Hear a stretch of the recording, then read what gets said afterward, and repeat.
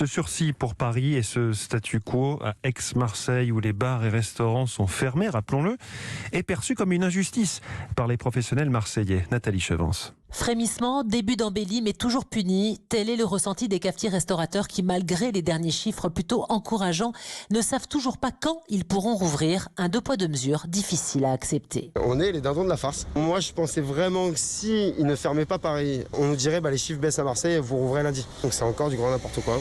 Pour quelle raison, nous et pas les autres? On se sent vraiment comme les cobayes vraiment de la France. Marseille devient un laboratoire. D'abord, on voit ce qui se passe sur Marseille, on voit si les chiffres baissent, on ferme Marseille et ensuite donc on décide sur le territoire les mesures à prendre. Et ça nous dérange beaucoup. Et à la région sud, le président Renaud Muselier maintient la pression. Visioconférence ce matin avec le ministre de la Santé qui n'est pas épargné. Monsieur Véran, il est entêté. Je pense qu'il s'est un peu emballé et qu'il s'est pris les pieds dans le tapis. Et comme il ne veut pas se déjuger, il s'entête. Ça, c'est une faute politique. Et c'est surtout une faute économique. Et c'est une faute médicale. Et c'est une faute de santé publique. Il va y avoir de nouveau une explication de texte. On lâche rien. On a nos critères en dessous des seuils d'alerte. Pourquoi allons-nous encore ce week-end être fermés? Comme nous avons été les bons élèves, on n'a pas à être punis. Et les cafetiers-restaurateurs viendront manifester à l'heure du déjeuner devant la préfecture avec des casseroles. Marseille, Nathalie Chevance, Europe 1. Pas de changement hier du taux de positivité des tests au niveau national, toujours 7,6%.